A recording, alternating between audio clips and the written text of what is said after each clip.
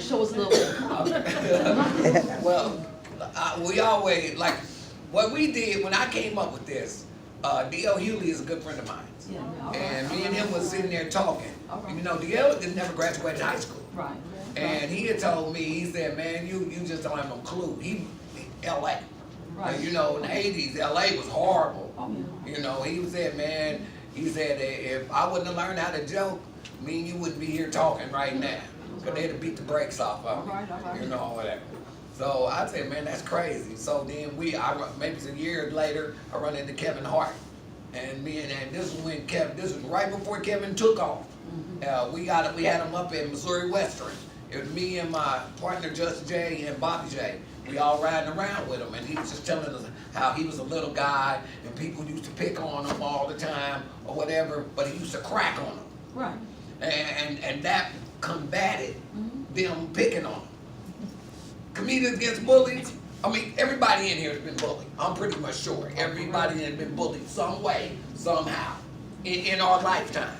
You know what I'm saying? When all of us grew up, we either talked it out or we fought it out. And then we was friends at the end. All right. Yeah. All right. All You right. know, now, half the people you see out here shooting, they were bullied. Like you said, they were bullied. They just got tired of being bullied. So what they did was picked up a gun and thought that would make them tougher. And that once they, if you go to the jail now, 60% of the people in jail didn't mean to kill nobody. They were just shooting. All right, but they wind up killing somebody or whatever. I always start my thing off by this. When I was in the 8th grade, I was little. I was like real little, and I riding the bus with this certain person, which that person was like 5'11". I was like 5'5". Every time I got off the bus, they want to pick on me or whatever. We fought for 2 weeks until I got tired of fighting. And then once the last one, I said, look, I'm not gonna fight you. I'm gonna go ahead and go to the 8th grade prom with you, so you won't have to pick on me no more. I get that was good. But the thing was, we went there, she left with somebody else. Ain't that crazy? Yeah, that's good. That's good. So, I mean, the thing is, we try to teach people to laugh at themselves. Because bullies that do the internet, do the Facebooks, the Instagrams, the text messaging, if you laugh at yourself, you just took all that power from them. Yeah. You took all their power away from them. We want to make sure that we can go around to these schools, and with the grade school and middle school, I got a choreographer coming in. He's going to pick 10 random kids, teach them dance steps in the midst of teaching them about bullying or whatever. And as we got older, we got singers, we got a poet, I got a poet named John Lewis. He got like 3 anti-bully poems that are really powerful or whatever. But we want to get to the bully himself. Yeah. Because the bully, like he said, the bully at home, you go home, dad's pushing on you, big brother's pushing on you. So you got to come and release all that anger on somebody else, you know. And as far as school is concerned, I taught high school, grade school, middle school, and college. He was one of my teachers. Yeah, I'm not that old now. No, you're like, dang, boy, you're not that old. I'm not. I'm not that old either. You are, baby. You are, but you still good. You are, son. But long story short, when I was in school teaching, I'd seen some of the most different stuff that I see now. Like kids you didn't see a lot of bullying as they grew up, you know, in the black community then. Now, it's almost like it's magnetically inclined that they have to do it. You know, somebody has to be picked on. Somebody has to be pushed. When your hair ain't long enough, your clothes ain't clean enough, your shoes are raggedy. People not understanding all our mamas are struggling. All our daddies are struggling. If we wasn't, you wouldn't be going to the IL school at all. I mean, Kansas City, Missouri ain't actually known for its Beverly Hills rooms. So I'm just saying. So, I mean, I guess what we try to do is make sure everybody understand that bullying is a big thing. Y'all remember Columbine? Mm-hmm. Bullied. That Sandy Hook dude? Bullied. The little boy in New York about a month ago hung himself, 8 years old. A little girl in Alabama hung herself. Bullied. And the thing is, as we have to figure something out. Now, as they were saying the 30 and on, I call them 30 on downs. Them parents are not caring parents, what I call them. Because they want to be the cool parents. When I used to be a teacher, they used to say, they used to tell me, they used to say, you need to stop trying to be their friend and be their teacher. Y'all heard that one before, right? Yeah. And it ain't mean that because I would let them call me Tidy. I wouldn't let them call me Mr. Dillard. But you gotta remember, at the time I graduated in 95. I was only 20 when I graduated, so I was about their age anyway. And you know, or whatever. But I wanted them to be comfortable with me. Now, let's get this straight. A lot of them now love me to death because I changed their lives. I told them the real of what can happen to them. I've sent people to college. I've sent people to girls, guys, track, football, academics, all that, and that's just because I want to see Kansas City do better. If you ain't never been in entertainment, this is the hardest. Right here is the hardest. Market. Yes. Jamie Foxx You said can make that. it here. You're great anywhere. Yes. Like literally, this Yes. is a test market. Most People tourists come come here. here first. Yes. Yeah. They do. They come here They as come a here test first. market to see how the rest of the country's gonna react. If we don't buy tickets here, they know they're not selling them in New York or Cali. Right. Because Jamie Foxx told me himself, his second time coming, he said, Tidy boy, he said, y'all got the hardest people to make laugh. And I'm thinking to myself, well, you know, at that time, like, they are.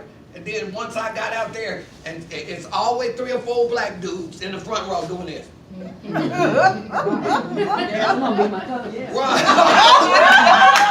Yeah, that probably was that one giggling all in his head. Waiting for you better say something. You better make me happy. Yeah. But I ain't gonna let you see me laugh. Right. I'm a G. So let me ask you a question. Let me ask you a question. Because bullying's always been around. But and correct me, are you all trying to show people how to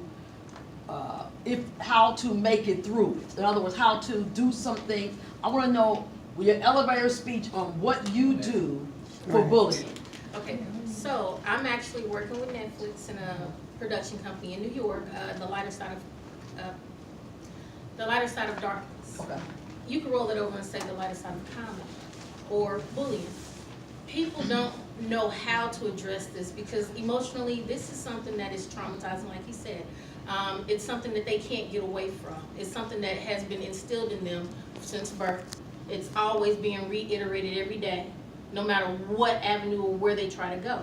So what we're trying to do is give them, 1, an outlet, 2, a way to do it positively, non-violently, something that will allow them to see that it's not that serious, even though it is a serious issue.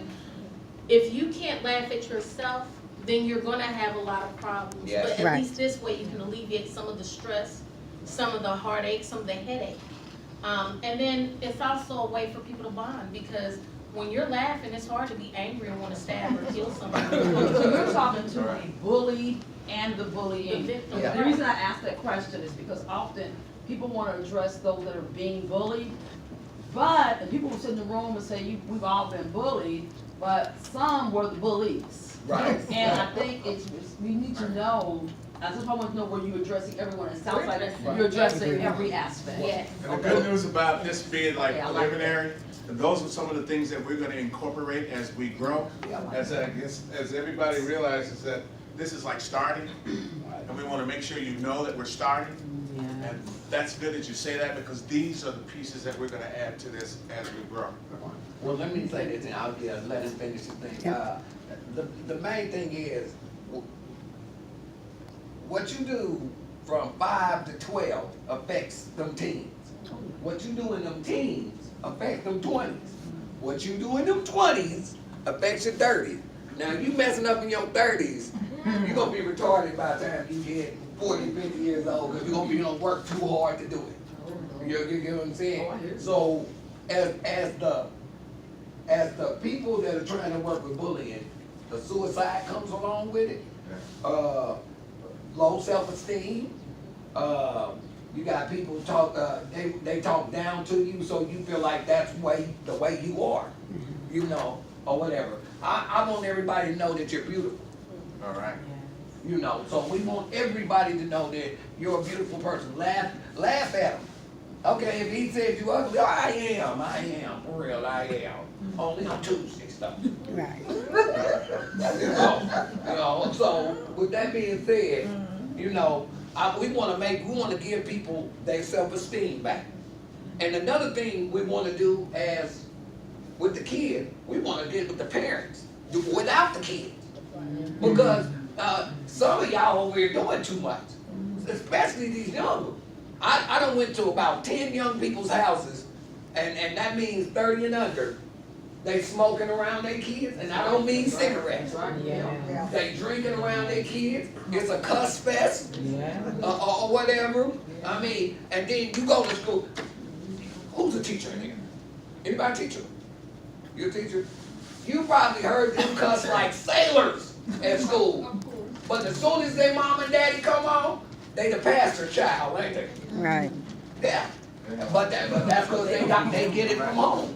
So with all that being said, all we need at this point is we got Mr. Seabury. Man, give him a round of applause first of all. When I first approached him with this, Mr. Seabury just lit up like the 4th of July. He said, you know, this is beautiful. Go ahead. You got a culture of people now that are looking at Wild 'N Out. What do you think about that? Wild 'N Out? The show Wild 'N Out? Yes. I watch Wild 'N Out. Well, I'm just saying that people go back and forth What? and talk about each other. I mean, Well, okay, first of all, they can't. Okay, but I'm just, Right, no, I got you. because that's what's going, I mean, some of that is going on. Right, now, and that's exactly what, what we called it was crowing Yeah. back then. Now they call it the dozens. Yeah, I know it's We call it the Yeah, you know, so so you gotta understand this. And they gassing each, they call But it gas. people know the difference. No, but the difference is this, and I have to say this. Go. Oftentimes, you become a certain age and we act like we didn't do these things. I'm here Right. to tell you this. We did. The difference is, it may have been a different level, Right. and they're doing different things like pulling guns out, Right. they're doing some different things, but we have to be cognizant. That's why you talk about bullying, Right.